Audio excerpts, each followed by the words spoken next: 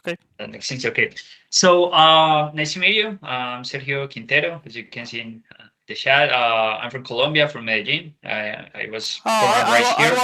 work on a Colombian company called Talent Pitch. Do you know what is the company or not? Talent Fish. No, no, no. No. I don't know it. So No. my former CEO is doing a terrible task spreading the popularity of the company. If you don't know the company. Currently, there are a lot of companies here. I don't know, in the last years, a lot of companies are rising here. Food companies, e-commerce, a tech company. Yeah, so there are a lot of companies. Later we can talk about that company when I talking about my job experience. Okay, perfect. So, yeah, I'm a machine learning engineer here at Data. I'm kind of new here. I just have been working here for uh, 5 months. So, but it's a very good company. Um, and yes, just that. Please tell me a little more about yourself. Okay, so I began my career as a data analyst in an internship in Renault factory here in Cordoba in a factory called Santa Isabel in December 2019. In this position, I developed some ETL processes in Python for my coworkers because they don't handle Python in that moment. Create some dashboard using tools as Excel and Tableau. Um, at parallel, I started to work on my thesis called Forecasting on Defects in the Automotive Line. That basically is a forecasting of the amount of defect in the cars in a departure. So it's useful for the company because they can detect the defects before that it happens.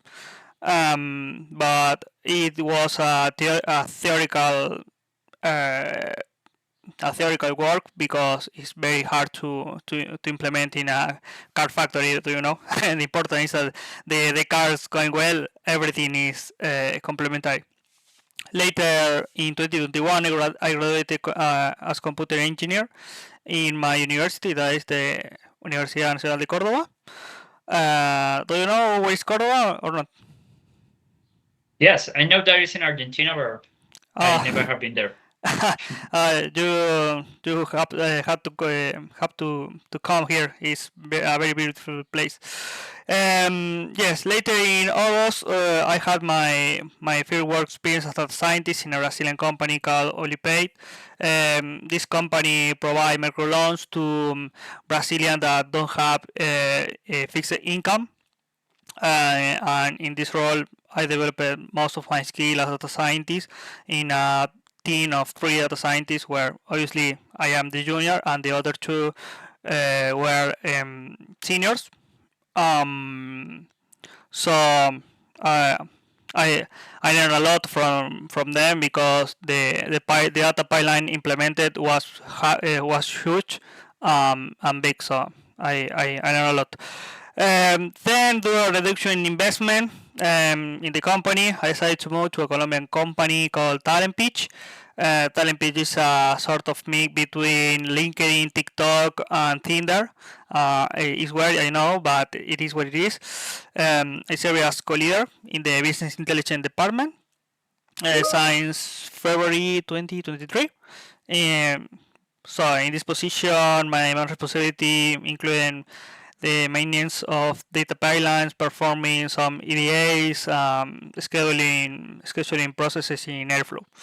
Um, I work more as data developer than data scientist because the data infrastructure wasn't prepared to deploy a machine learning model. To be honest, a couple of months later, there were some disagreement with the manager about the decision, so I decided to leave the company. In July 2023, I started to work as a consultant for an outsourcing company that provided services to Soy Henry. Do you know what is Soy Henry or not? Okay, great. Yep. I was responsible for the developing scoring model for incoming students. So the project started and ended in December 2023. The client was happy with the implementation. I have been working at CC Bank since August 2023. I was assigned to the Mal Product Recommendation System, where through weekly email campaign is sent to our customer to increase the purchases. I'm charge of the project from end to end, including the data extraction, data set generation, model training, visualization of the KPIs, and basically everything. Everything is in charge of me because I am the focal or the principal or the main of the project. So that is my work experience in less or more. Okay. Oh, perfect. So, okay, let's start speaking a little more about machine learning. Okay, do you have Okay. experience with creating machine learning models, right? Yes. Okay, as a data scientist. So, what? Let's just start with the task. What tasks do you have worked before? Classification, regression, supervising. Tell me a little more about all the tasks that you have worked before. Talking about machine learning, of course. In which kind Machine of learning. in which kind of model I am working? Yes. Yes, I work in regression model, classification models, system recommendation models. What more? Uh, some image recognition model when I worked for a company as a consultant for a company in United States called Agnosis. We developed diabetic retinopathy detection system with a college of the from the university. So I've been working in those models. In my as hobby, I developed some genetic algorithms project, but it's only hobby. I think that is interesting. And about unsupervised learning, do you have experience working with unsupervised learning? Yes, most of my experience is working of supervised learning. Um, I worked in some project of unsupervised learning, but mostly to create feature for other machine learning model, not as I don't know clustering using in production, for example. Okay, so we're going to be focused on your experience. In this case, let's just start with classification models. What algorithms do you know from classification task? Yes, usually we use some random forest, logistic regression. You use some basic algorithms because when I work in Olipay, we focus more in the deployment of the model than in the performance of the model. We use some neural network, but then we realized that implement that was very hard and most hard to maintain. So I mostly focus on. So sorry, let's talk about the models that you know. For example, random forest. Yes. Tell me a little more. What do you know about random forest? Explain it, that algorithm, how it works behind. Mm-hmm. So a random forest is an algorithm that basically try to find the best threshold between the leaf of the bueno, te paso a explicar para eso a complicar esto. Bueno, un random forest básicamente es un algoritmo que intenta maximizar las hojas que va armando para maximizar, digamos, el score que vos querés obtener, ¿no? Entonces, bueno, hay varias formas que esto lo hace. Una de las formas es a través del coeficiente Gini. Entonces, cuando vos pones a entrenar un random forest, tenés una cantidad de árboles que las seteas antes y a través de ese coeficiente Gini se va como optimizando cada hoja, ¿no? Y se va abriendo. Entonces, por cada hoja tenés dos posibilidades y en función de eso, bueno, el árbol se va abriendo y va cortando por los thresholds, ¿no? Entonces, bueno, algunas veces que te los clasifica por decirte, bueno, que un color es más bueno, si lo viralizas, un color es más importante que otro y bueno, te lo parte por eso y después, bueno, va buscando las variables que el algoritmo le parece que son mejores para optimizar ese coeficiente de Gini. Obviamente que esto no es perfecto y después tenés que ver a través de las métricas si esto performó bien o no. Bueno, pero qué pena. Ahí me estás hablando de árboles de decisión. ¿Cuál es la diferencia? Random forest. ¿Cuál es la diferencia entre árboles de decisión y random forest? Bueno, que un random forest básicamente son un conjunto de árboles, por eso se llama forest, o sea, de ahí viene el forest. Pero después lo que va haciendo es básicamente una ponderación, o sea, es como que va haciendo muchos árboles y después los va como, ¿cómo es esto? Como no ponderando, sino como haciendo la media, ¿no? Entonces, básicamente vos tenés como menos propensión al error porque estás haciendo una media de muchos árboles en vez de tener un solo árbol que te haga una sola decisión, ¿no? Como, Ok, depende del algoritmo, puedes usar bootstrapping o lo que vos consideres mejor, ¿no? ok. ¿Un random forest es bagging o boosting? No sé si sabes Eh, ese término. sí, sí, sí, sí. Es Bagging, como se llama, según yo, ¿no? Según yo es Bagging, o sea, va como ¿Por qué? cerrando. ¿Ah? Y ¿Por qué? es Bagging porque va tomando como mini samples de los árboles que va creando y va ponderando a ver cuál performa mejor y cuál performa peor. No sé si va por ahí o si estoy errado. ¿Sabes la diferencia entre bagging y boosting? Me No acuerdo. bootstrap, sino boosting. Ah, no, boosting en vez de booster. No, no, ahí te había entendido Ok, booster. Ok. perfecto. Ok, no, no, listo, no, no hay problema. Eh, Listo, perfecto. Entonces, un random forest es un conjunto de árboles. Digamos, si yo tengo una tarea de clasificación y voy a utilizar, por ejemplo, no sé, 10 árboles, ¿cómo el algoritmo de random forest me determina la clase? Digamos que es una clase binaria, hombre-mujer.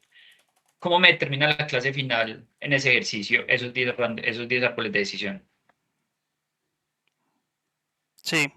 Eh, entonces vos me decís, tenés 10 árboles y vos me estás preguntando cómo el Random Forest determina cuál es el mejor árbol entre los que hay.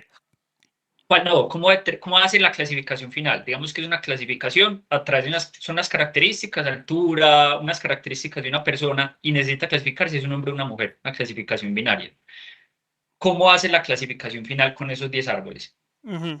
Bueno, se supone que esos 10 árboles van a tener como una especie de ponderación entre digamos, el árbol más fuerte y el árbol más débil.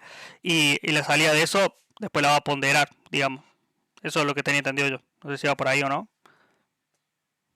No, realmente lo que hace es que es la clase mayoritaria. Si 6 árboles dijeron es hombre y 4 mujer, la Ajá. clasificación final es hombre, pero cada árbol tiene el mismo peso. Ah, ok, ok, ok. Listo. Bueno, Random forest. Bueno, listo, random forest. Bueno, este es de clasificación. De regresión, ¿has trabajado? Algoritmos de regresión. sí, sí, he trabajado. ¿Cuáles has trabajado? Eh, bueno, he trabajado con, bueno, obviamente regresión lineal y también con random regresor y XBoost regresor. Em, También he utilizado alguna que otra red neuronal para hacer regresión. Mm, y Bueno, ¿me podrías hablar un poco del XGBoost regreso? ujú. Sí, ¿Cómo funciona?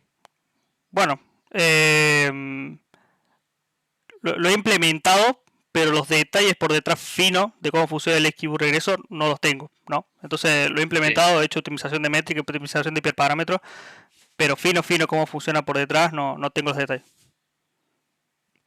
ok. Bueno, listo. Pasemos a sistemas de recomendación. ¿Cómo ha sido? Pues hiciste un proyecto, me comentaste, y también lo vi en tu hoja de vida, un proyecto de recomendación, y me puedes hablar un poco más sobre ese proyecto, de qué se trataba, todo. Sí, sí, mira, es un proyecto de recomendación en el cual que tenemos en el banco. Nosotros tenemos un mall que viene a ser como un mercado libre, digamos, donde nosotros le ofrecemos cuotas sin interés a nuestros clientes. Entonces, teniendo en cuenta esto, eh, nosotros una vez a la semana hacemos una campaña de email marketing, ¿sí? Hacemos una campaña de email marketing y le enviamos a los clientes, digamos, 4 productos, ¿sí? Según las interacciones que tuvieron ellos en el sitio en el mall. Entonces nosotros tomamos las interacciones de los últimos 7 días. Esas generamos un score, obviamente hacemos todo un procesamiento, hacemos un clusterizador de ítem, porque lo que tenemos es que cada proveedor sube un producto, entonces uno sube PlayStation 5 blanca, el otro sube PlayStation 5, no sé, God of War y así, entonces todos son el mismo producto, pero bueno, los proveedores no se ponen de acuerdo, entonces tenemos un algoritmo de clusterización ahí para definir todo en un bigrama. Bueno, después a través generamos el dataset de recomendaciones donde tenemos los usuarios, los ítems y un score. Ese score viene de 5 eventos, que uno es si agregaron algo al carrito, si lo sacaron del carrito, si vieron un ítem, si lo seleccionaron, o si eh, lo pusieron en la wishlist, ¿no? Entonces después le ponemos un score a cada uno de esos eventos y hacemos una ponderación. De eso sacamos un dataset donde tenemos los usuarios, los ítems y el score necesariamente. Y, y bueno, con ese dataset entrenamos un Bayesian Personalized Ranking. eh, que bueno, este algoritmo eh, lo que hace es determinar la similitud, porque es un algoritmo de un collaborative filtering, determina la similitud entre los usuarios para que no haya quizás cierto sesgo entre lo que nosotros recomendamos y lo que ven los usuarios. Ponemos como un threshold mínimo de que un ítem tiene que tener n cantidad de interacciones, ¿no? Porque si no te puede pasar que un usuario visite una sola vez y si el algoritmo detecta que otro usuario también visita una sola vez, le va a recomendar lo mismo y quizás es un poco inaccurate. Entonces, bueno, este algoritmo lo entrenamos toda la semana, generamos las recomendaciones, hacemos el envío de campaña, luego recolectamos los resultados y realizamos un A/B testing para ver si las acciones que hicimos nosotros con el modelo fueron significativas o no. En función a eso, obtenemos un incremental de la campaña y vemos si ese incremental nos podemos atribuir a nosotros a través de un test de significancia o no. Perfecto. ¿Cómo se llama el algoritmo? Qué pena que me dijiste los filtros colorativos. ¿Cuál es el que utilizaron? ¿No te entendí cómo? ¿Cómo es el algoritmo que utilizaron de filtros colorativos? ¿Cómo es el El nombre? Bayesian Bayesian Personalized Ranking. Listo. ¿Probaron con otras aproximaciones aparte de filtros colorativos? No sé, sistemas basados en contenido, sistemas híbridos. Estamos por migrar a Personalize en AWS. Estamos por migrar a Personalize, pero actualmente, como nosotros tenemos mucha más data de interacciones que data de la metadata de los productos, optamos por ese camino. También Ujú. pensamos en un momento un sistema híbrido, pero el problema que tenemos es que los productos los cargan los proveedores, ¿no? Entonces detectamos muchos errores, digamos, en la parte de carga de, por ejemplo, de la categoría. Como que vos sos el proveedor y, por ejemplo, vos tenés un producto y decís, bueno, este producto esta semana le voy a poner tanta plata, pero la semana siguiente vos sabrás que Argentina es muy volátil, entonces vos como proveedor decís, no, si vendo este producto pierdo plata. Entonces vos lo sacás.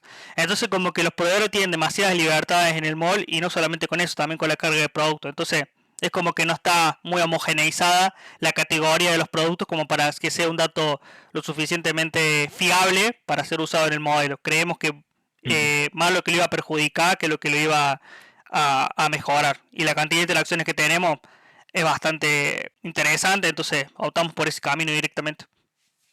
Perfecto. Pero bien, muy interesante. Bueno, pasemos a un poquito métricas. Mm, ¿Qué métricas conoces y has utilizado, digamos, en modelos de clasificación?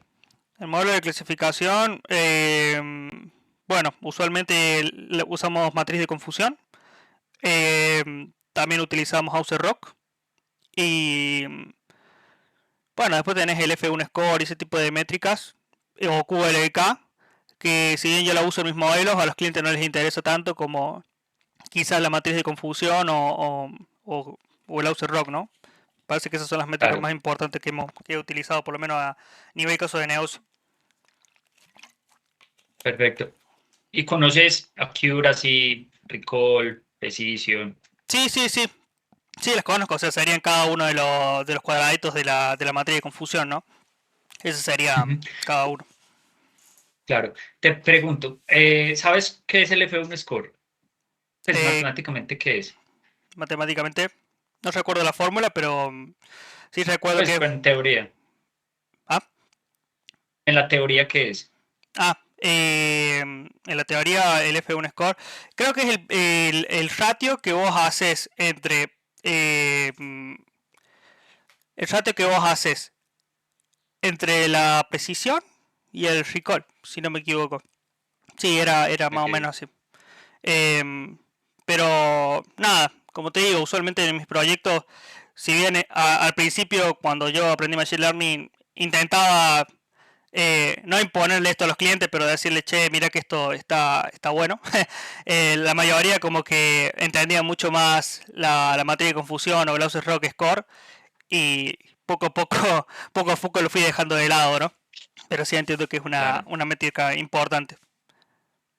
Claro, digamos, el problema con la matriz de confusión, pues no el problema, sino que lo que sucede es que es una matriz, o sea, no es un Número. KPI per se, exacto. Entonces es difícil como hacer traquearlo sin ver la matriz y hay veces, digamos, uno necesita un número para saber cómo hablar en términos de precisión. Te voy a poner un caso, digamos, hay un modelo de clasificación binaria eh, eh, no sé, digamos un modelo que clasifica si la persona es aceptada o no para un crédito. Eh, Tenemos 10.000 usuarios. De 1.000 usuarios, digamos, estamos hablando del set de entrenamiento. Tenemos 10.000 usuarios. De esos 10.000 usuarios, 9.900 fueron aceptados, fueron rechazados del crédito y solo 100 fueron aceptados. Y bueno, digamos, estamos trabajando con esa situación, se entrena los algoritmos, se sacan pues las métricas y me da un modelo con una métrica de un 99%, de una precisión, perdón, una precisión de una accuracy del 99%, una accuracy del 99%. Digamos, el cliente dice, bueno, está muy bien, pues usted lo analiza, está muy bien, un modelo con muy buen rendimiento. ¿Vos cómo lo interpretarías una accuracy del 99% bajo esa condición? Primero, siempre el Machine Learning, cuando vos tenés una accuracy tan alta, te tiene que llamar la atención, ¿no? Es como dicen, cuando está todo tan bien es porque algo está mal.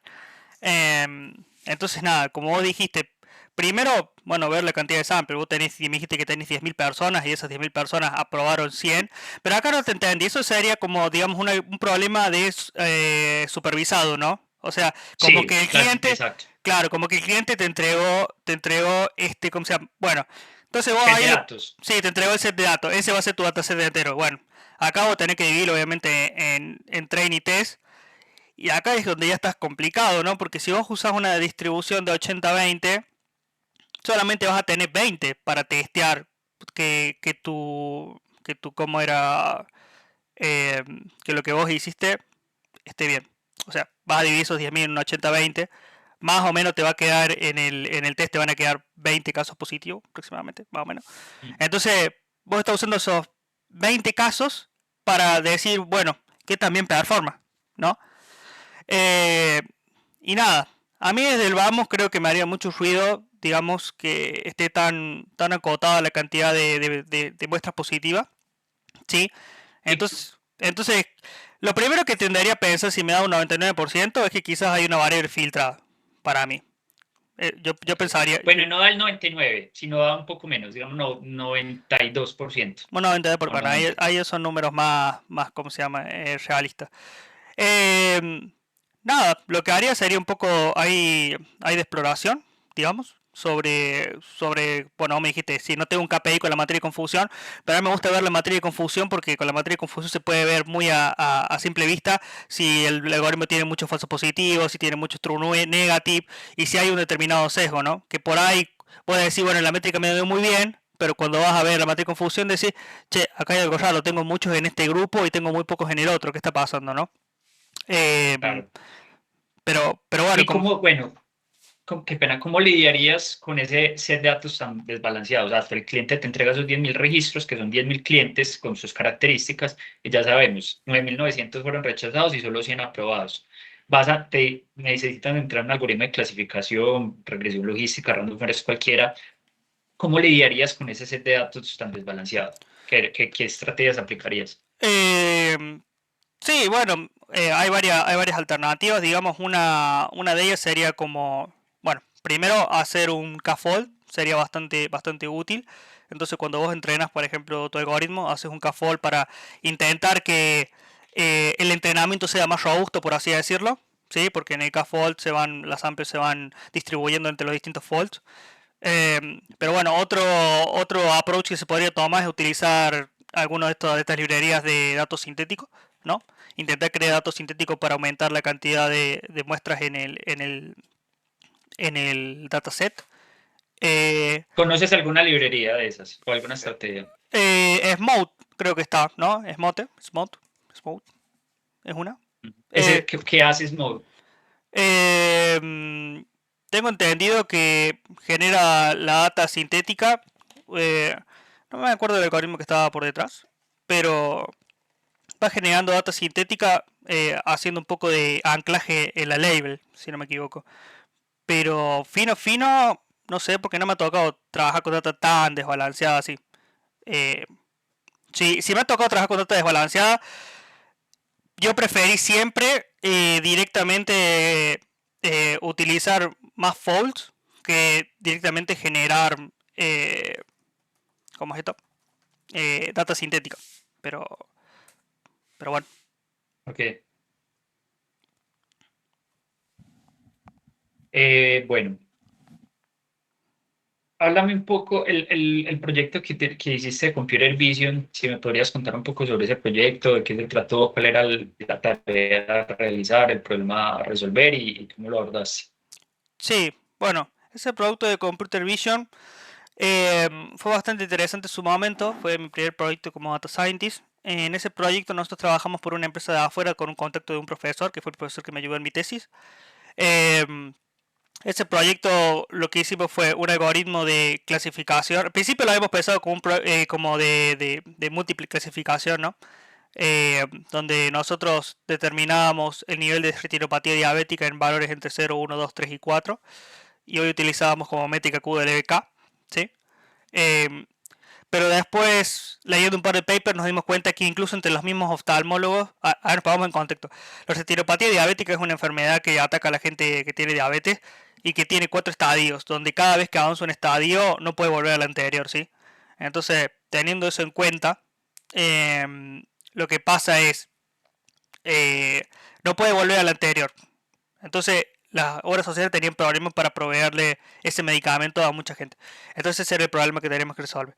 Al principio lo pensamos como un problema de clasificación, de regresión, entre valores entre 0 y 4, pero no nos performó muy bien. Qué pena.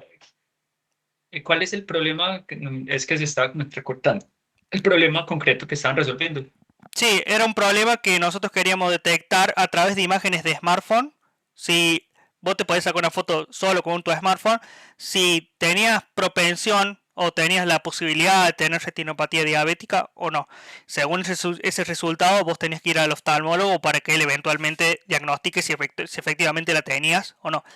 ¿No? Ese era como el enfoque del proyecto. Entonces, Ok. ¿cómo se obtuvieron estas imágenes? Nosotros pagamos un dataset que lo había generado un doctor en Estados Unidos, porque cuando a vos te van a hacer la foto del ojo, ¿sí? Usualmente lo que se fija el médico es la foto de la retina, ¿no? Que es la parte de atrás del ojo, ¿sí? Y es bastante sencillo detectar si vos tenés retinopatía diabética con esa foto. Este doctor fue bastante astuto y lo que hizo fue que en todos sus centros los doctores se preocuparan porque la foto de adelante saliera bien. Porque cuando a vos te van a sacar esa foto, usualmente al doctor no le importa si tu ojo está mirando para otro lado, está descentrado. Pero este doctor le bajó a todos sus doctores que quería que la foto esté centrada. Entonces nada, le compramos Ok. ese dataset al doctor, donde estaban etiquetados todos los ojos, obviamente. Tenían Y la clase, el sí, label, que era un tenía modelo diabetes o supervisado. no. Sí, era un modelo supervisado Okay. que nosotros teníamos y nada. Utilizamos en ese momento una ResNet con PyTorch. Habíamos empezado con TensorFlow en su momento, pero tuvimos algunos problemas para el despliegue, así que migramos a PyTorch. Eh, Básicamente usábamos una ResNet y después le ponemos una Fully al final para una Fully Connected Layer para bueno, obtener la cantidad de salidas que nosotros queríamos, que en este momento eran 4. Bueno, empezamos a entrenar y nos dimos cuenta, bueno, empezamos a entrenar, entrenamos, digo, bastante bien el resultado. Después teníamos otro set que habíamos conseguido de gente de acá de Latinoamérica y lo usamos y nos dimos cuenta de un problema, que era que si el ojo no aparecía centrado, el modelo básicamente bajaba un montón la performance.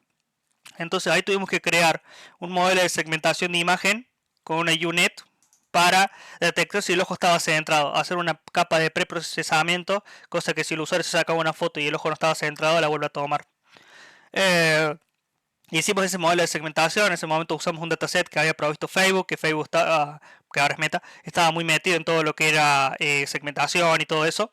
Esto fue en el año 2021. Ahora ya tienen SAM, ya están súper super picantes con eso, pero bueno, en su momento estaban como mucho más eh, acotadas las herramientas que había.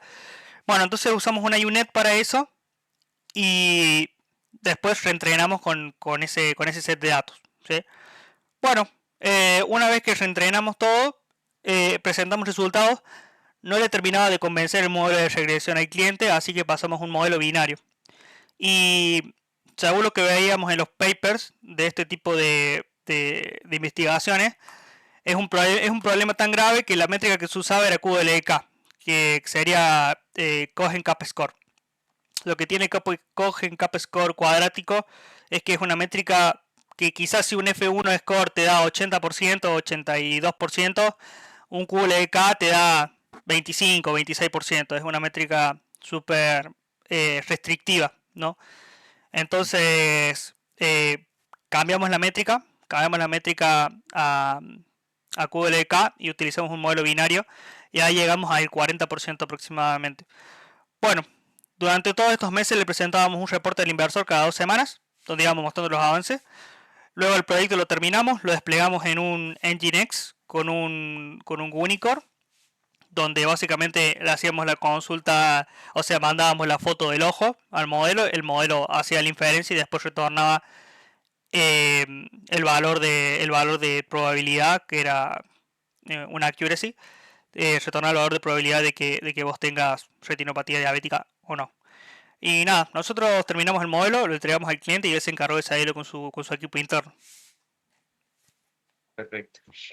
Bueno, un par de preguntas. En la primera, cuando utilizaron la RedNet, que querían clasificar entre 4 categorías, en la arquitectura de esta red convolucional, para clasificar entre 4 categorías, ¿cuál es la última capa? ¿Cuál es la función de activación final para generar entre 4 categorías? Nosotros teníamos una softmax que básicamente lo que hacía escalaba la salida de la Fully Connected Layer. Le escalaba entre valores que fueran 0 y 1 entre estas 4 salidas. Esa era la capa que nosotros teníamos como final. Una softmax layer. Y bueno, listo. La softmax, ¿se podría utilizar otra función de activación ahí para ese Eh, problema? Una rel o algo. em, y no, para mí no. Para mí no, porque básicamente son como la Relu y el otro tipo de capas se usan para las capas internas, porque vos no tenés. Lo que tiene la softmax es que te asegura que la salida que vos tenés, si haces la sumatoria, te va a dar uno. Pero si vos usas una Relu, no sé si te va a dar uno la salida, ¿no? Porque vos lo que estás buscando es como el 100%, por así decirlo, y la probabilidad de que caiga en cada categoría. Para mí no, pero. Por ejemplo, si es un problema de clasificación binaria, no de 4 clases, sino tiene diabetes o no.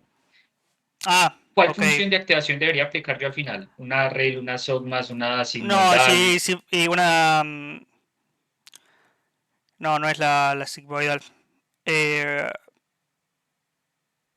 Se llama. Ay, ¿cómo se llama? Se llama log loss, puede ser. Que sería como pérdida binaria. No, pérdida logarítmica. Me acuerdo el nombre de la capa, pero no me acuerdo cómo se dice en español. Creo que es la log loss, si no me equivoco. no tengo el equivalente en español, pero por lo menos Ok. esa es la que usábamos nosotros. Como te digo, no creo que se pueda utilizar una sigmoidea, porque si bien la salida sí está entre 0 y 1, ¿cómo hacer después para discernir entre una neurona y la otra? ¿Qué resultado te dio? Te lo No, pre- te lo- definitivamente, sí, sí, no, para el trabajo que ustedes hicieron para 4 clases es una softmax, sí, sí. claro. No hay ninguna otra, ninguna otra función de activación que permita generar múltiples clases. ¿Cuántas imágenes tenían? Teníamos 10.000 imágenes. em, sí, 10.000 imágenes y bueno, obviamente todas etiquetadas, pero obviamente que teníamos un desbalance muy grande entre teníamos un 80% de la categoría cero y a medida que nos íbamos acercando al estadio más grave, cada vez teníamos menos imágenes, ¿no? Entonces ahí lo que utilizamos un álbum que se llama, un álbum, escúchame, utilizamos una librería que se llama Albumentation, donde básicamente nosotros generábamos más imágenes haciendo, por ejemplo, cropeando, dando la vuelta, invirtiéndola, cambiando de los colores, los tonos. Entonces, así es como nosotros nos aumentamos el dataset. Esa era nuestra manera de generar data sintética. Pero bueno, con las imágenes Ujú. como bastante más simple. Bueno, más simple. Es más intuitivo generar data sintética que, ¿cómo se llama? Que con data tabular. Y otra cosa que hicimos después agregamos, hicimos un modelo bimodal, frizamos toda la parte del ResNet y le agregamos una capa para manejar datos tabulares. Donde nosotros ahí poníamos los datos, porque los teníamos a los datos de si la edad de la persona, si tenía antecedentes con diabetes, el género, lo teníamos, solamente que nos enfocamos primero en las imágenes. Entonces después frizamos la ResNet, agregamos un par de fully connected layer y después, bueno, hicimos unimos la ResNet con las otras fully, con otra Ujú. fully y las Osmac, ¿no? Y reentrenamos con eso. Obviamente que todo era muy experimental, en su momento no estaba todo tan Ujú. asentado como ahora, pero bueno, nosotros utilizamos esa táctica y después lo que hicimos un barrido utilizando la feature. Entonces le dijimos, bueno, a ver, yo tengo esta foto, ¿qué pasa si yo hago un barrido de la edad? ¿Cómo me baja o me sube el score? Entonces nosotros generamos, a través de eso generamos insight para decirle obviamente a los inversores, mira, no tenemos esta misma foto. Si la persona tiene antecedentes con diabetes, mira, a ver que te cambia el score. Si la persona tiene manchas, tiene roncha, tiene una determinada edad o determinado género, esto te cambia así. Entonces nosotros de esa manera validamos el comportamiento de nuestro modelo, ¿no? De una manera más real, ¿no? No solamente basándonos en la métrica. Sí, no, está súper interesante. Súper Sí, interesante el proyecto. sí, sí, estuvo Eh, bueno. Lástima que después, ¿cómo se llama? No lo pudimos continuar. Creo que el inversor no lo pudo terminar de colocar, digamos, en donde lo tenía que vender, ¿no? Pero fue una Ujú. experiencia bastante interesante. Gerardo, ¿me das un minuto? Ya regreso. No hay problema, te Dame espero. un minuto, por favor.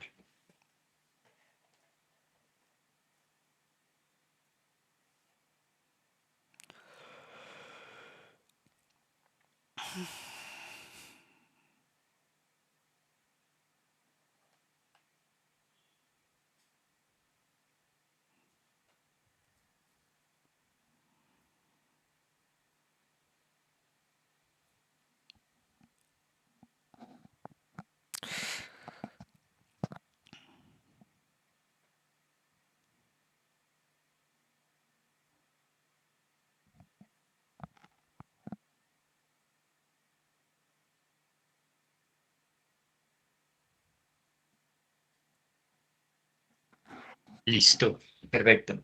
Bueno, sigamos un poco con la parte de Deep Learning. ¿Qué otras, como otras arquitecturas conoces de Deep Learning? Por ejemplo, has trabajado con problemas de procesamiento de lengua natural. Eh, sí he trabajado con problemas de lenguaje natural, pero si te referís, he trabajado con Transformer o ese tipo de cosas, ¿sería tu pregunta? No, problemas en general de lengua natural, sea con transformes o no. Ah, sí, he hecho limpieza con LLP para mis modelos, para generar feature, para ese tipo de cosas, digamos. Eh, Ahora es gracioso que básicamente todos los problemas, si tenés el budget necesario, todos los problemas de NLP se reducen a hacer una consulta a ChatGPT. Pero bueno, sí, sí, he trabajado con Spacey, he trabajado con NLTK en su momento. ¿Qué otra librería? No, he trabajado principalmente con esas dos. Bueno, FusiGusi también, pero bueno, son librerías muy específicas para algo. Ujú. Y bueno, y con LLMs, ¿has tenido LLM, experiencia con IA generativa? sí, sí, dos proyectos. Bueno, tres proyectos en realidad. Bueno, te comento vamos de lo más de lo menos profesional a lo más profesional. Tengo un proyecto, un hobby personal, donde básicamente hago traducción de subtítulos a un idioma específico, utilizando la API de GPT 3.5, donde básicamente yo voy recortando cada chunk de subtítulo y le digo a GPT que me lo traduzca a un lenguaje específico. Entonces yo le digo que me lo traduzca de inglés americano a español argentino. Entonces es muy gracioso para mí ver la serie porque usa modismos argentinos, ¿no? Para representar los modismos yankees.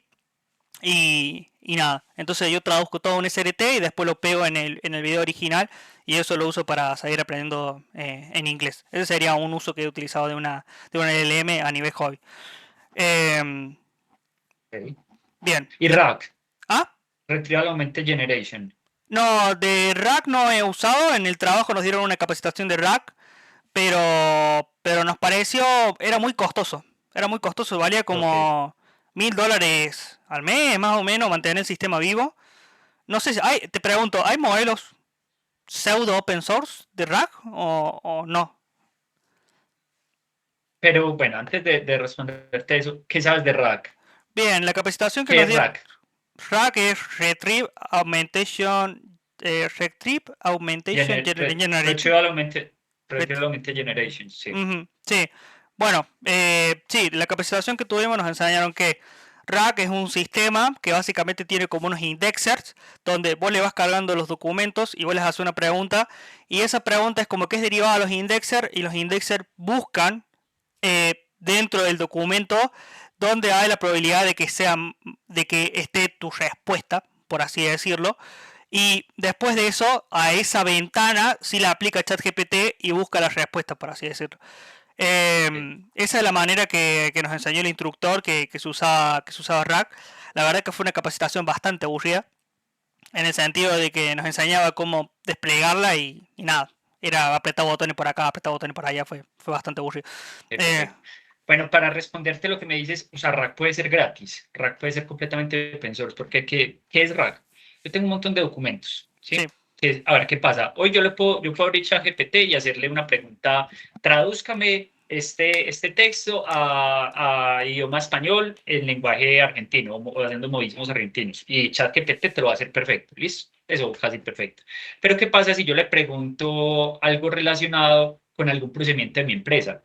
¿Cómo hago yo para generar un ticket de ATI en la empresa en la que trabajo? Pues no tiene absolutamente ningún contexto para eso. Con todos los datos que se entrenó, nada tiene que ver con los datos de mi empresa, por ponerte un ejemplo. sí. Pero aplica para temas médicos, para temas financieros, para temas donde el contexto es muy específico.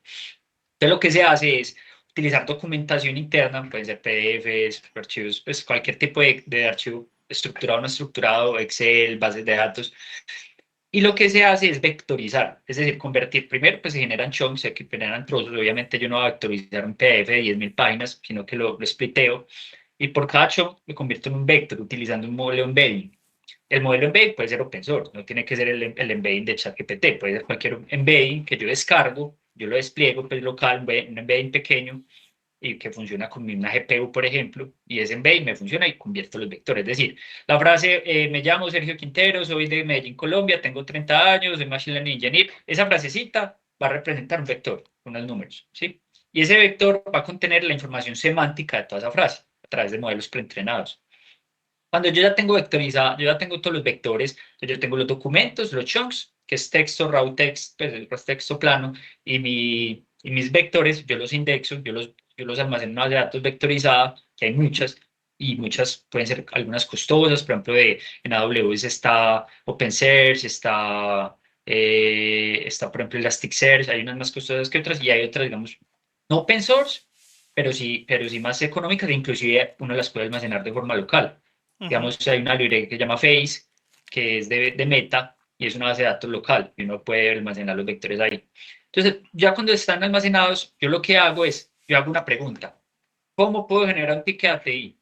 Esa pregunta también lo que hace, entonces entra un pipeline de RAG que lo convierte en un vector, ¿sí? Ujú. Utilizando el mismo embedding. Entonces, ese vector, ya como yo ya no estoy hablando entre documentos, sino entre vectores, yo puedo aplicar técnicas de distancia de vectores. Ajá.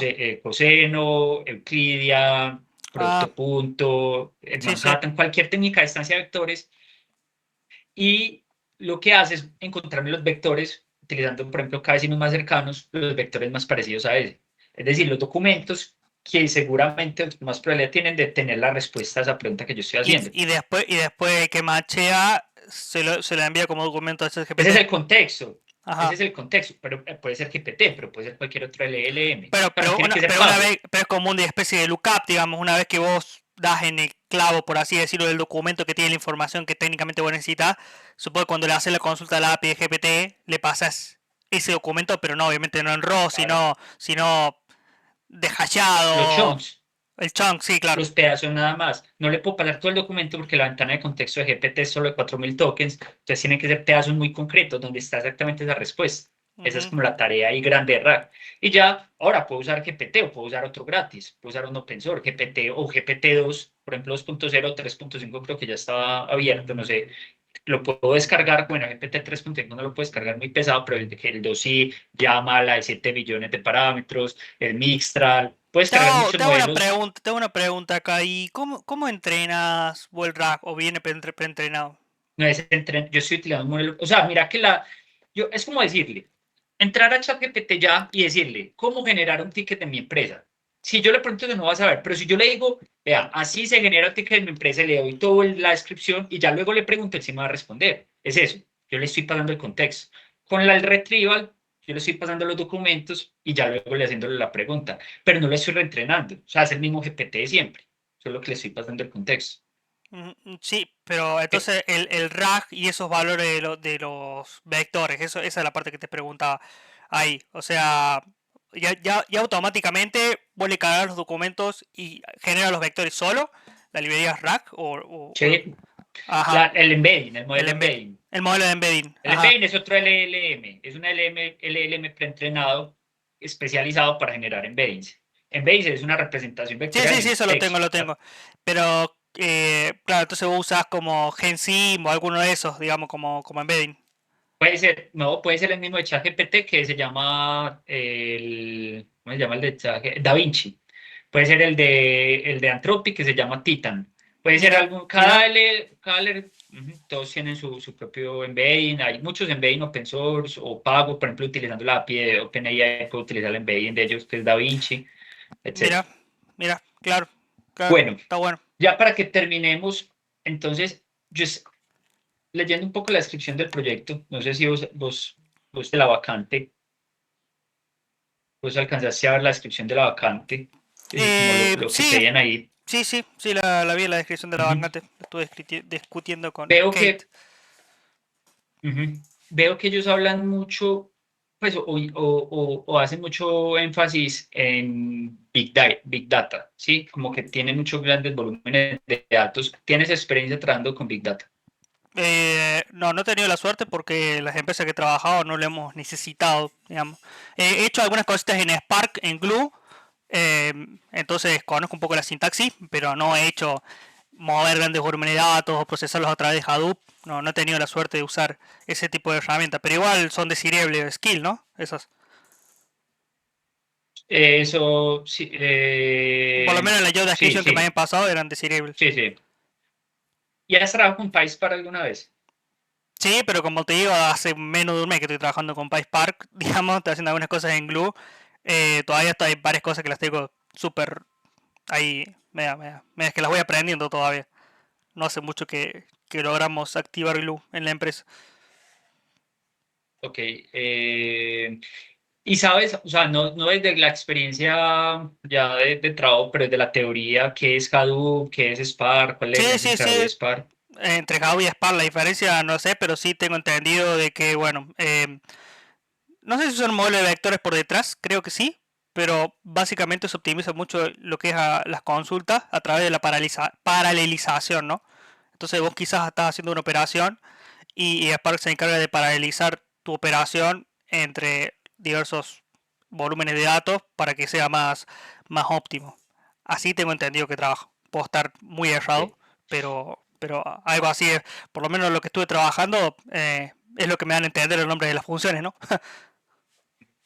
Ok, y finalmente ya para que estos últimos 5 minutos, tareas me dijiste que nunca habías trabajado, pues no habías tenido la oportunidad de trabajar con problemas o sea, problemas no supervisados, pero conoces la teoría, pues qué modelos conoces de aprendizaje no supervisado, por ejemplo, que, PCA hemos usado. No es que no lo hemos usado, sino que no es como que nosotros tenemos un modelo productivo específicamente para decir, che, esto es súper importante, necesita andar bien y lo que sea. Nosotros lo que hacíamos era, hacíamos modelos no supervisados, ¿no? Y uno de los últimos proyectos que hicimos en el banco fue, hicimos un clustering de clientes y después una de las cosas más difíciles que tiene es el etiquetado, ¿no? Porque claramente es modelo no supervisado. ¿Cómo sabes vos que la cantidad de clúster que te está dando el PCA, por ejemplo, es óptima o te representa bien la población que vos estás intentando distribuir, ¿no? Entonces lo que hicimos nosotros, le pasamos a GPT, digamos, samples de cada clúster para que GPT nos genere como una descripción ¿cómo era? De cada clúster, ¿sí? Entonces, en función de eso, nosotros podemos mover los diferentes parámetros como la perplejidad y esto, y obtener una respuesta medianamente rápida de qué significaba cada clúster, ¿no? Porque eso yo creo que es uno de los principales inconvenientes que tenés cuando haces aprendizaje no supervisado. Que tenés los clústeres todos divididos, pero no sé que sea un problema muy gráfico, como por ejemplo, no sé, dividir entre géneros de película y ese tipo de cosas, la mayoría de las veces es difícil determinar, che, esto estará bien, estará mal, o por lo menos en mi experiencia. bueno, ¿qué es PCA? ¿Cómo funciona? Eh, PCA es un modelo que lo que hace vos le podés mandar, le podés indicar la cantidad de dimensiones a la que vos querés reducir el vector inicial y en función de eso, bueno, aplica el algoritmo y te retorna la cantidad de columnas que vos le dijiste, ¿no? Tengo entendido que eh, tiene varios parámetros que lo que hacen es hacer que eh, haya más clúster o menos clúster, por así decirlo, ¿no? Ok, ¿y sabes cómo es la matemática detrás? Eh, la matemática detrás de este algoritmo de PCA. Eh, lo había visto. Eh,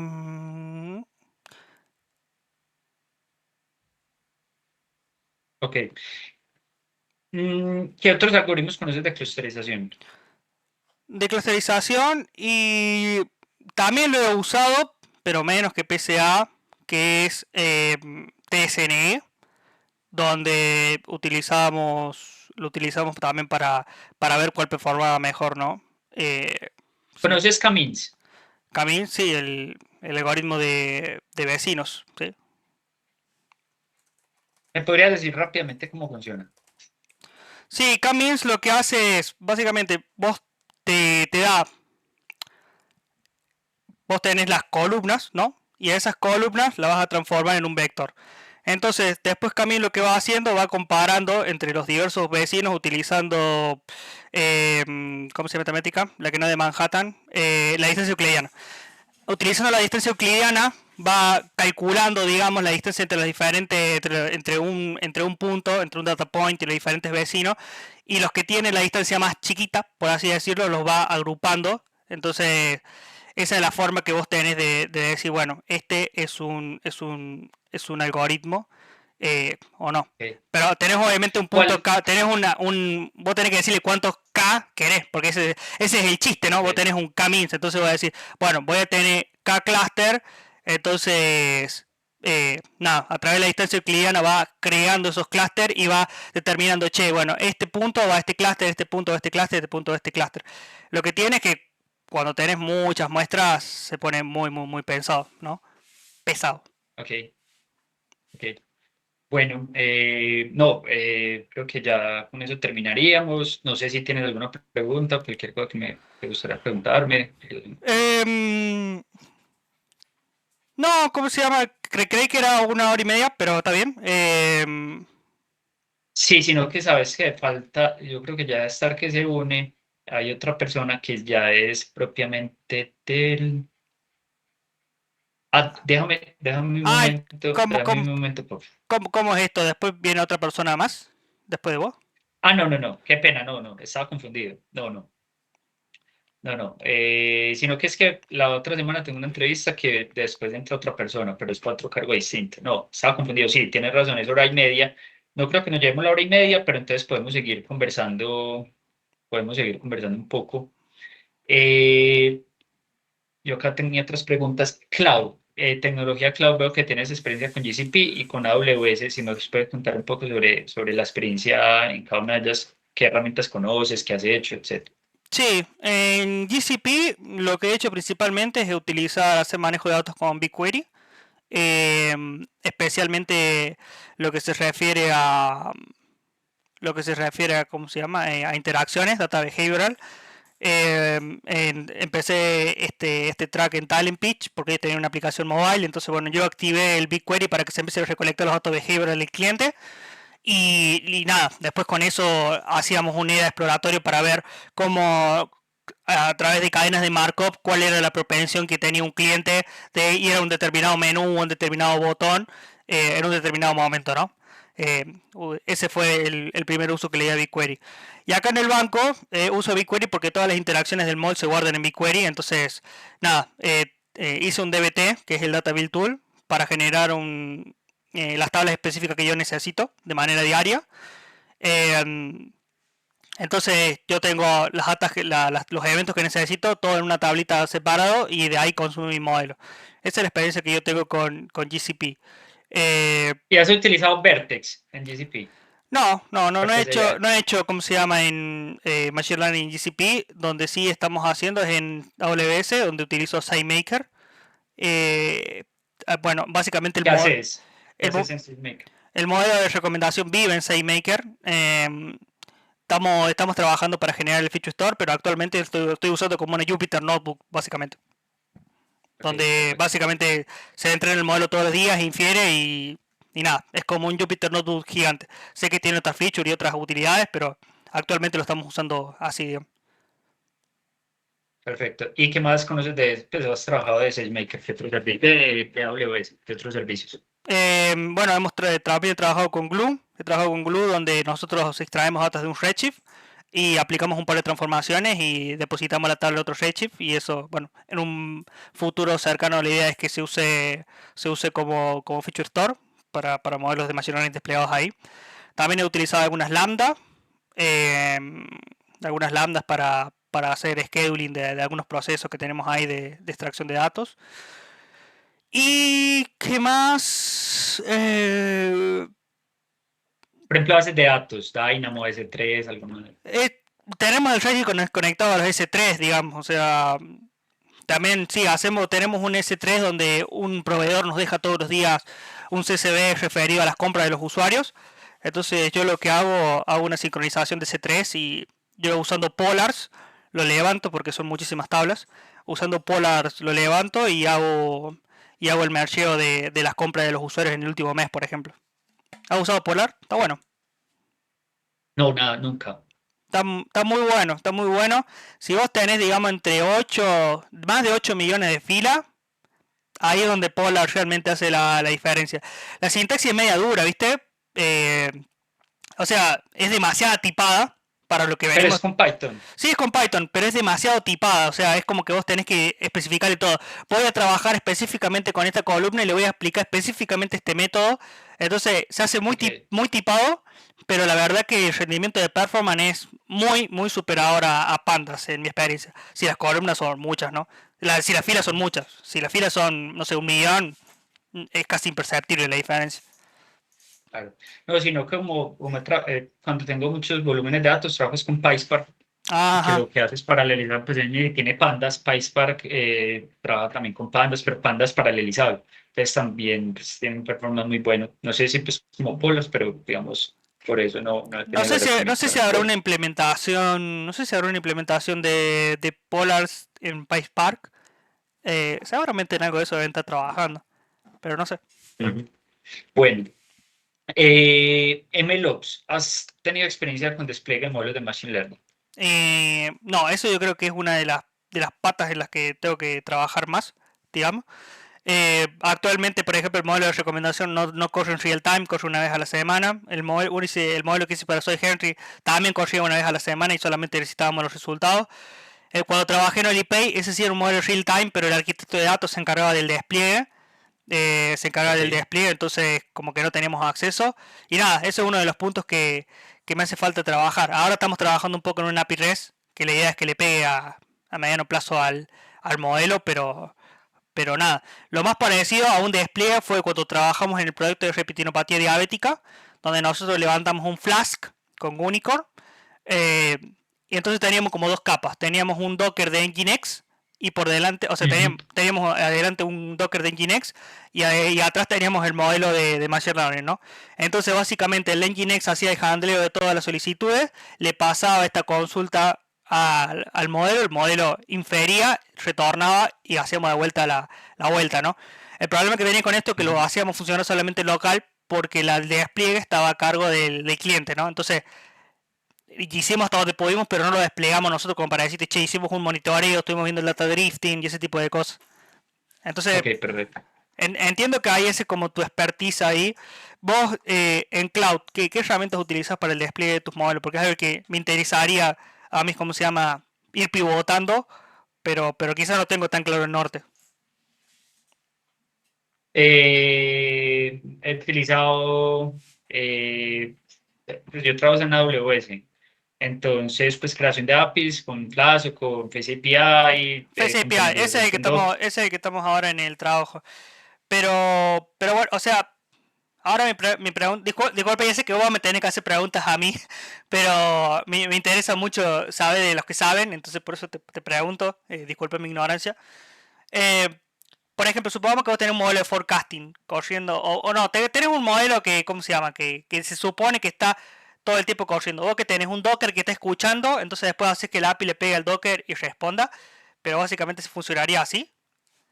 No, uno lo que hace, bueno, tenés el script, que es el modelo, pues el punto .py, que es un modelo que recibe un parámetro, bueno, y genera retorna pues una predicción.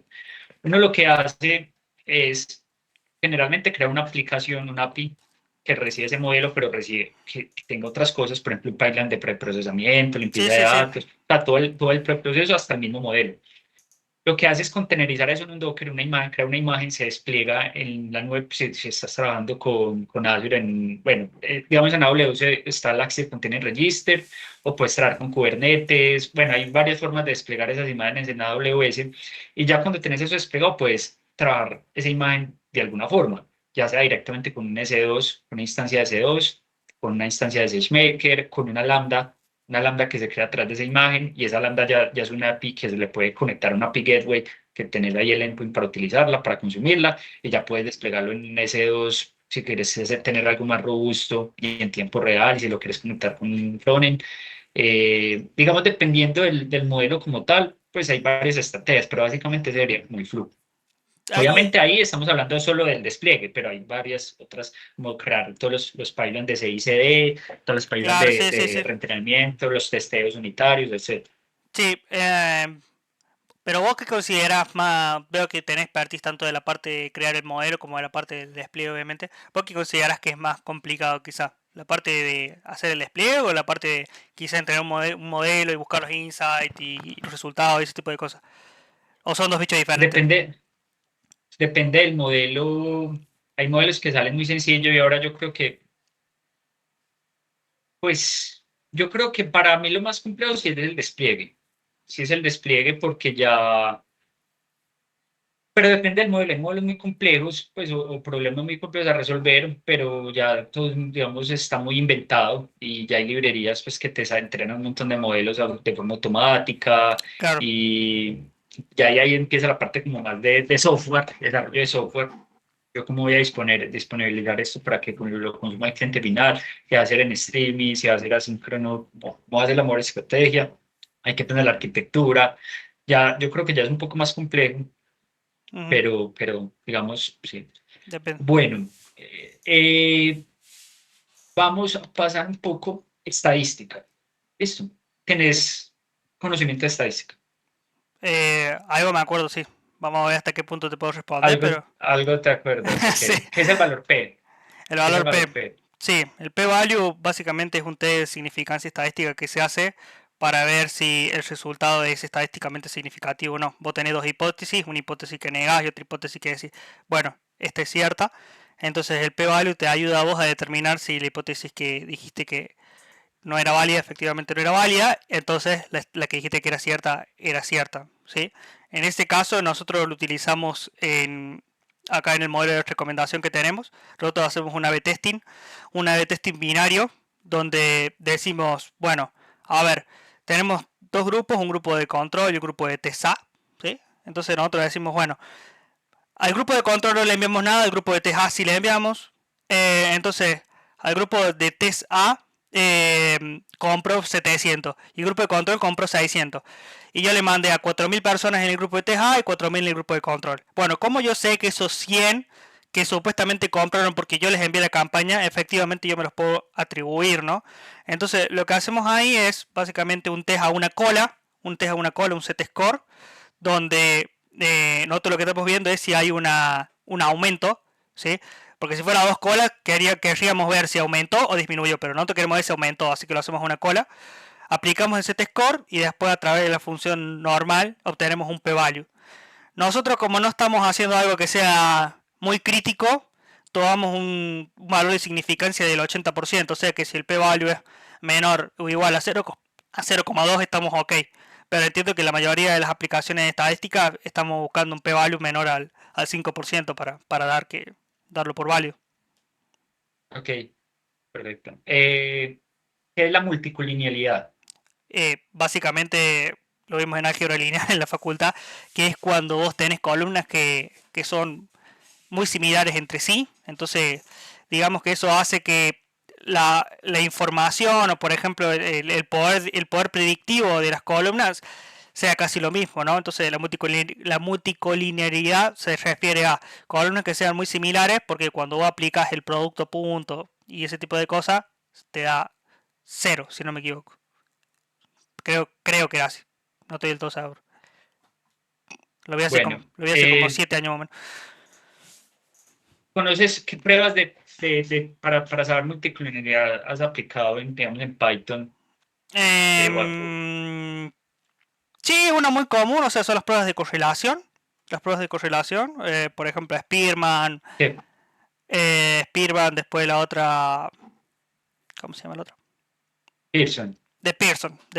¿Sabes la diferencia entre Pearson y Spearman? ¿Cuándo aplico uno y cuándo aplico la otra?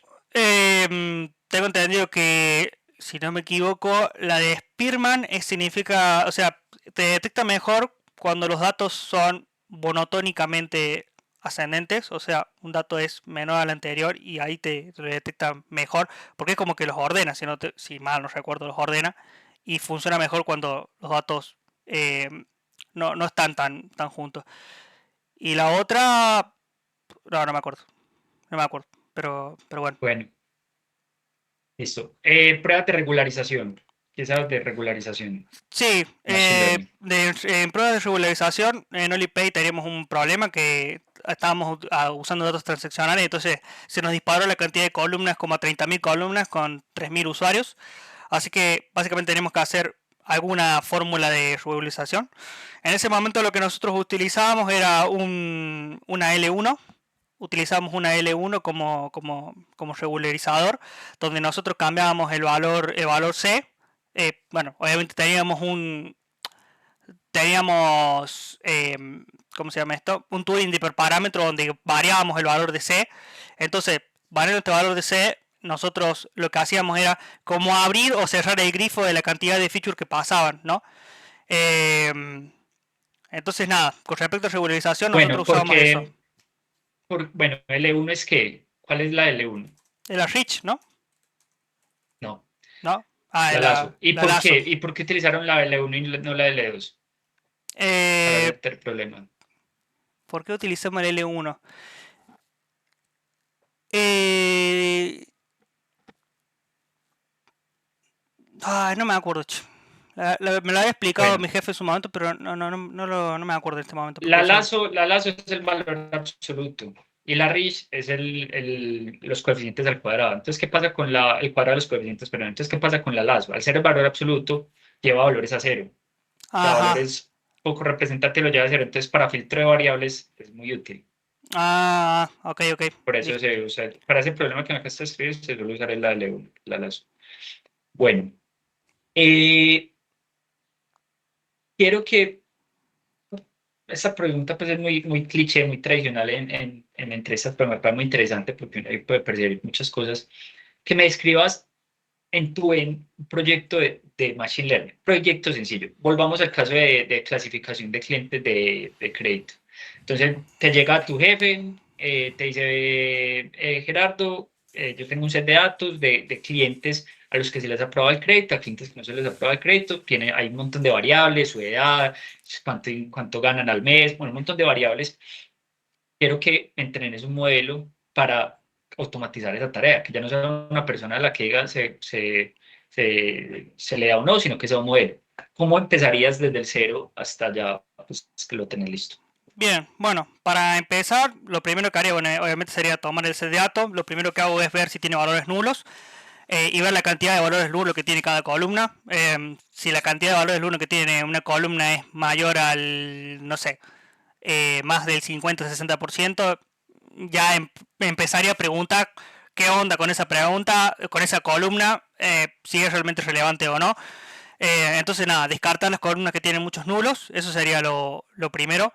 Segundo, depende de la cantidad de features que tengas. Si tengo, por ejemplo, 10, 20, haría un histograma para ver, un histograma y también pruebas de correlación para ver con la label qué tan correlacionados están estas features, ¿no? Con respecto a los valores nulos, yo usualmente lo que hago es imputarlos con un -1. He utilizado otras técnicas como por ejemplo utilizar la media, la moda, la mediana, crear columnas detectando que en una columna hay un nulo, ese tipo de cosas, pero en mi experiencia personal no ha Por funcionado. ejemplo, por ejemplo, una persona que tenga una edad de 150 años, ¿qué harías con ese valor? Ah, ¿Lo bueno, eliminarías? ¿Lo reemplazarías con qué? bueno, ahí, ¿cómo se llama? Con respecto a eso, hay que hacer un clipping. Hay que hacer un clipping que básicamente es, bueno, hasta esta edad, hasta este punto, te acepto la edad y todos los valores que estén por encima los bajo. Pero igual, en ese caso, si tuviera muchos valores así extraños, como por ejemplo que una persona tenga 150, puede pasar, especialmente, por ejemplo, yo que trabajo en un banco y hay veces que la gente no da de alta la fecha de muerte, entonces te parece la edad que mucho más de lo que tiene. Pero en ese caso, si son pocos valores, haría un clipping. Y si son muchos valores, le iría a preguntar qué onda la fuente de datos, ¿no? Pero ese sería el approach que yo tomaría. Pero, por ejemplo, es un dato, bueno, definitivamente es un dato erróneo, no hay nadie con 150 años. Y uno tiene, digamos, te doy tres opciones. O reemplazarlo O dropearlo. por cero. Te dar tres opciones y me dices cuál sería la mejor y por qué. Reemplázalo por cero. Ponerle, me aparece Gerardo, 150 años. ¿Qué vas a hacer con esa? ¿La vas a reemplazar por cero? ¿La vas a reemplazar por el valor máximo? Que entiendo que eso es lo que dices con grapearlo. Bueno, no había escuchado el término, pero menos que lo que haces es reemplazarlo por el valor máximo que estás dispuesto es como Acepto. tu cuantil 95, que Sí. digamos es 90 años. Ujú. Listo. Reemplazarlo por ese máximo o reemplazarlo por un estimador central como la mediana o el promedio. ¿Cuál de esos tres harías? Eh, ¿Cero, el máximo, pues el rapearlo lo que dices, o la mediana? mm, yo creo que sigo. No, yo creo que lo imputaría con un -1 quizás. O un cero, como decís vos. -1. Pero entonces Sí, le estás dando a esa persona que tiene 0 años. Y bueno, pero depende, porque usualmente la mayoría de los datasets que por lo menos yo he manejado, no hay personas que tengan menos de 18 años. Entonces como que el modelo se va a dar cuenta que es algo que está fuera de lo normal y que es un outlier, ¿no? O no sé qué pensó vos. O sea, yo Ok, ok. usualmente cuando yo he imputado con la media, la mediana, la moda, etcétera, etcétera, ni me ha subido ni me ha bajado, digamos, y hay muchas veces que ¿cómo se llama? No ha hecho diferencia y he probado todas las técnicas, ¿no? Quizás otro data scientist ha tenido experiencias diferentes o otras, pero en mi experiencia no le hizo mucho. Entonces, nada, nosotros lo que hacíamos era clipearlos, pero no teníamos datos tan Ok, malos así. ok. Bueno, Bueno, si quieres seguís con sí, los sí, pagos. sí, sigo. Bueno, entonces después de eso lo que se hace un análisis de correlación, digamos, entre las columnas que vos tenés y la variable per se. Bueno, la target. Bueno, también vemos si hay mucha... Una cosa que yo suelo hacer que es bastante útil es dropear las columnas duplicadas. Primero transpongo, después pongo un drop duplicate y vuelvo a transponer. Siempre cae alguna. Son como mosca. Y nada, después bueno, hago una correlación ahí, suelo utilizar todas las correlaciones para ver qué onda, tanto la de Spearman como la de Pearson, como la de Kerr, no sé cómo se llama el otro, que se usa poquito, es con K, no me acuerdo de acordar, Kendall, de Kendall. Bueno, en función de eso veo un poquito cómo es la onda. Si no son tantas columnas... bueno, hay una librería muy buena si no la has usado, se llama MinSigno, ¿la has usado? ¿Cómo se llama? MinSigno, MinSigno. No. Está bastante buena porque te permite ver de una manera muy dinámica y fácil dónde están los faltantes y ese tipo de cosas. Está muy bueno. Después, Ok. pegar una pispeada. Si quieres, dale, sí, me la puedes escribir por paso, por Sí, favor. Gracias. está muy bueno. Bueno, uso esa librería. Después hay otra librería más que te sirve para ver si los datos son muy cardinales o todo eso, pero esta no te la puedo decir porque no me acuerdo cómo se llama. Bueno, una vez que ya tengo hecho como el panorama general de todas las features que Todo el tengo. preprocesamiento está listo. Sí, todo Ya el limpiaste todo, ya las variables están listas. Ok. ahora lo que tengo que ver es la cantidad de features que me quedaron, ¿no? Porque hay una relación que es como de 10 o no, es por 100 que si vos tenés, por ejemplo, creo que así, si vos, por ejemplo, tenés 30.000 filas, máximo vos tenés que tener 30 features, ¿no? Es más o menos así la relación que tengo entendido que hay. Si tenés 10.000 filas, son 10 features y así. Entonces, yo vería la cantidad de features que me quedaron. En función de eso, vería si aplico alguna técnica de regularización o no. En la mayoría de los trabajos Bueno, digamos que te quedaron muchas variables. ¿Qué harías? bien, ahí lo que haría sería agregaría una L1, para disminuir esto, la cantidad de feature, y iría variando el coeficiente C para ir viendo de qué manera performa mejor. Si los datos son muy pesados, lo que suelo hacer yo es algún for loop o algo bastante sencillo y rápido de decir, bueno, a ver, si voy variando el valor C entre estos valores y estos valores, cuántas features me van quedando y cómo performa esta muestra, ¿no? Cómo me da el user rock de esta muestra. ¿Qué otras técnicas de selección de características conoces aparte de las regularizaciones de la 1 y de la 2? ¿Qué otras técnicas de regularización? Bueno, podrías utilizar, por ejemplo, la correlación directamente con un threshold. Si vos decís, bueno, de todas estas features, todas las que dan correlación cero con la target, las borro, por ejemplo, esa sería otra forma que habría para hacer regularización. Obviamente es un método mucho más simple, pero puede ser efectivo en la medida que... Ok, sino que es que ahí ves el problema que se tiene con lo que me estás diciendo, con la L1, la L2, la correlación, es que estamos partiendo de netamente relaciones lineales, Sí, sí. ¿sí? Son modelos netamente lineales. ¿Y qué pasa con variables que no tienen un comportamiento lineal? O cuando la relación entre la variable predictiva y las variables predictoras no es una relación lineal. Ahí es donde se complica y ahí es donde estas técnicas de regularización lineal, pues realmente no logran encontrar pues como ese factor Y hay adecuado. técnicas de regularización no lineal. Claro, yo puedo utilizar, por ejemplo, un árbol de decisión random forest Ah, para eso. claro, sí, bueno, esa es otra forma, digamos, entrenar algún subsample y ir viendo cómo da el poder predictivo, que sería el feature importance. Entonces, vos agarrás tu muestra entera. Sí, me acuerdo más, RFE, donde vos recursive feature elimination, donde va probando uno a uno y vas sacando la feature que son menos performantes. Y si no, tenés la RFSB, que es con cross validation. En lo personal no suelo utilizar estas técnicas porque son muy pesadas, tardan un montón. Pero sí suelo usar Bueno, esa de ¿cómo se llama? De ir iterando con un árbol y ir ponderando el feature importance. Esa está buena y es bastante ok. útil. Listo, ya está, ya seleccionaste las características. Pasemos a Machine Learning. Listo, ya vas a entrenar. ¿Qué harías? Bueno, ahora que ya tengo las características todos, bueno, voy a entrenar, vamos a imaginar que es un problema de data tabular. Voy a partir esto en train y test. Al train lo que voy a hacer, voy a utilizar uno de los métodos que me gusta, que es utilizar Stratified Shuffled Split, ahí, de ¿cómo se llama? De scikit-learn, que es básicamente vos vas shafleando los samples, pero nunca te caen en el mismo fold los mismos samples, ¿no? Entonces no se comparten entre los fold las muestras, ¿sí? Se ve mejor con un grafiquito, ya sé que no se entiende mucho. Pero bueno, entonces utilizo esto y voy entrenando el modelo con los folds y voy viendo qué métrica voy a usar. Usualmente uso Auser Rock Score. Entonces, después, una vez que yo obtengo el Auser Rock Score de cada fold, lo que hace es se toma la media. Y en algunos casos lo que hemos visto es que un fold daba muy mal y otro daba muy bien. Entonces ahí lo que se hace es hacer un doble clic para ver si no están muy desbalanceados los folds, ¿no? Que por ahí quizás quedan muy desbalanceados, quedan muchos de un tipo en un lado y otro en otro. Bueno, una vez que ya tengo entrenado eso, voy con el modelo y lo pruebo en test a ver cómo me da. Que obviamente el modelo nunca vio lo que había en test. En función de eso, bueno, ahí tengo mis métricas, calculo una matriz de confusión, calculo un Auser Rock Score, veo si más o menos me gusta el resultado que da.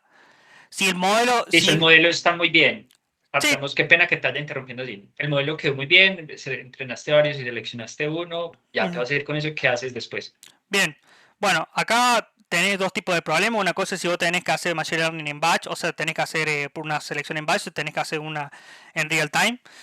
En el caso de que sea en batch, después lo que hago es traducir el notebook a un punto .py, donde después voy agarrando todas las partes del código y las voy modularizando y las voy poniendo en carpetas y voy armando los punto .py y voy importando las librerías para dejar todo mucho más modularizado y mucho más reutilizable también.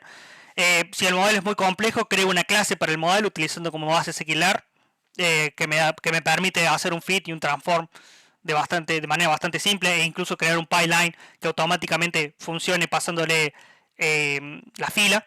Es muy útil scikit-learn en ese sentido. Bien, una vez que ya tengo todo en punto .py, hermoso, todo lindo, divino, lo que hago es, bueno, tendría que crear, si es un modelo en tiempo real, tendría que crear una API con un Docker donde yo levante el modelo y ¿cómo se llama? Y automáticamente esté todo el tiempo escuchando y cuando yo le pegue con la API me retorna un resultado, ¿no? Ese sería como el paso final si es un modelo de real time, por ejemplo. Pero bueno, si es un modelo en batch, nada. Simplemente llamas el modelo, lo importás, predecís, lo guardas en un CSV y lo mandas.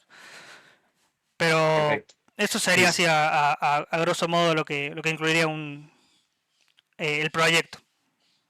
Listo. Oh, muy bien. Bueno, ya para final, 2 minutos que quedan, explícame las redes neuronales, Bien. lo que se te ocurre. Sí. Las redes neuronales básicamente es un tipo de arquitectura en el cual vos tenés neuronas que están conectadas las unas a las otras y vos tenés un determinado threshold que hace que se activen o no. Ese threshold está determinado por una función que se puede utilizar diversos tipos de funciones, ya sea una red, una sigmoide, lo que vos consideres necesario. Es muy importante que para la red neuronal los valores estén tailored, o por lo menos en mi experiencia estén tailored entre 0 y 1, que estén acotados entre 0 y 1, porque si no te va a pasar una cosa que se va a llamar explosión del gradiente, que es que cuando intentas el gradiente y el valor sea mayor que 1, la sigma lleva a un valor mayor que 1 y eso se va a ir realimentando y pum, va a explotar. Entonces es muy importante la parte del scaling, eso también viene en el modelo anterior, aplicar scaling obviamente, porque si no, si tenés muchos outliers tenés que ver eso también, bueno, eso. Entonces, bueno, estoy hablando del caso más simple que sería una fully connected layer. Entonces nada, pones una capa, otra capa y según cómo va a ser tu salida es como vos elegís cómo va a ser la salida del modelo. Si estás clasificando entre dos clases vas a poner 2 neuronas. Si estás haciendo un modelo de regresión vas a utilizar una neurona. Si estás haciendo un modelo de multiregresión vas a utilizar n neuronas. Y acá es donde viene la parte importante, que es la parte de la métrica que vos vas a usar. Si no me equivoco, para multiregresión se usa esta BCE, que sería Binary Cross Entropy. No, es para la parte de clasificación de entre varias clases, se usa Binary Cross Entropy. Y nada, Y para regresión, y para ¿cuál se regresión, usa? ¿cómo se llama esta que se usa para regresión? ¿No se usa log-loss? O que creo que te dije mal recién. No, no se usa log-loss. Eh, MCE. MCE Ujú. y la otra MAE. O sea, todo depende de qué tan fino vos quieras hacer, pero sí, usualmente se usa MCE, si no mal no recuerdo. Listo. ¿Qué es el forward serial backpropagation? Bien, el forward es cuando básicamente vos haces la multiplicación de tu vector hacia adelante, y el backpropagation es básicamente aplicas el algoritmo del descenso del gradiente para ir ajustando los presos de las neuronas para que cada vez performe mejor según tu resultado, ¿no?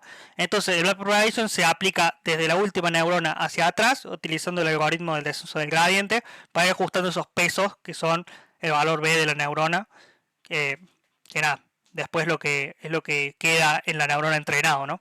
Básicamente vos vas modificando los pesos de cada Ok. neurona. Bueno, no, Gerardo, yo creo que ya, bueno, ya, eh, yo creo que eso eran bastantes preguntas. Muy bien, ya podríamos terminar. No sé si tienes alguna pregunta adicional o ya está claro. Eh, no, no sé si, bueno, creo que Kate después me comunicará Claro, cómo sigue el proceso. ¿cómo sigue el proceso? Claro que sí. Sí, sí, por otro lado, nada, gracias a vos, Sergio, por tu tiempo, ha sido muy enriquecedora la charla. Disculpa si a veces en cuestiones teóricas no he estado tan fino. Eh, ha sido- Tranquilo. han sido años de mucho trabajo a alto nivel, entonces hay varias cositas así de bajo nivel que se me han ido olvidando y bueno, no las tenía tan frescas. Me sirve mucho como experiencia para una próxima entrevista repasarlas. Y nada, la verdad que muy bueno la entrevista y me gustó todo lo que me contaste. Creo que salgo con más conocimiento del que entré, así que para mí ya eso ya es muy bueno. Sí, no, muchas gracias a vos, Gerardo. La verdad, pues muy, muy, muy chévere la charla. Digamos, si te puedo dar, yo pues obviamente yo anoto todas las cosas y ya que pues seguirá con los pasos siguientes como una recomendación. Yo creo que está muy bien. Eh, digamos, yo anoté pues varias cositas, pero así como la que me parece más relevante, sea para este trabajo, para los futuros, pues como dentro de tu carrera como de data scientist o machine learning engineer, es enfocarte más, no perder tanto de vista los modelos de machine learning, de cómo funcionan, porque realmente, pues yo sé, en Python ya es una línea de código con scikit-learn, vos entrenas un random forest y haces la optimización de hiperparámetros de forma muy sencilla, pero entender, venga, qué es un random forest y cuál es la diferencia entre un random forest y un XGBoost y por qué XGBoost es más eficiente que random forest o por qué este es boosting, este es bagging, y ahora que salió GBM, ¿cuál es la diferencia? Y entender qué hace por detrás, porque, y te lo digo porque me ha pasado, ya uno se encuentra con situaciones, con problemas en las que dependiendo del problema de los datos, algunos que no puedo usar. Y claro, yo no puedo usar todos, pero, y te va a dar de pronto alguno muy bueno, pero realmente el algoritmo que estás utilizando y que te está dando muy bueno, puede que esté, digamos, es dado por los datos de entrenamiento, pero, digamos, necesite cumplir como unas condiciones, unas características que el problema no lo tiene. No sé, por ejemplo, yo tengo un modelo de regresión lineal, por ponerte un ejemplo, que tiene unos supuestos que los datos deben ser lineal, que los datos tienen que tener una distribución normal, etcétera, etcétera. Si yo utilizo la regresión lineal no teniendo en cuenta eso y por cosas de la vida me dan buen resultado, yo me voy así para la producción, sin tener ni idea que es una regresión lineal por detrás. Claro, me voy a dar cuenta en pocos meses que eso va a estallar y eso se va a romper. Ujú. O por ejemplo, si utilizo un XGBoost, necesito extraer los datos o no, trabaja con datos normalizados, necesito normalizarlos o no, cuál es la diferencia entre estandarizar y normalizar. Como esas cosas muy teóricas de los modelos de Machine Learning que digamos uno ya no le pone de para tantas bolas porque todo está muy automatizado, Sí, pero que en igual, últimas es igual, nuestro trabajo, es eso nuestro lo tengo, campo. eso lo tengo. Hay que si vos utilizas un random forest no hay necesidad de normalizar o de escalar porque básicamente va comparando, ¿no? Es diferente a si utilizas una regresión lineal, que sí, como vos dijiste, ahí sí tenés que escalar. Pero sí, es cierto que en estos años quizás he perdido un poco de foco el funcionamiento de los modelos per se. O sea, cuando empecé a estudiar esto lo tenía todo fresco y claro, pero bueno, hace mucho que no lo toco y creo que es un muy buen consejo volver a las fuentes, ¿no? Así que nada, Ujú. te lo voy a tomar porque me va a servir. Eso, claro que sí. Bueno, Gerardo, un placer, un gusto. Un Esté placer, muy muchas bien. gracias Sergio, que tengas buen Feliz día. día, que Chao, esté muy chao, bien. suerte, Igual nos pues, vemos. hasta luego, chao. Chao.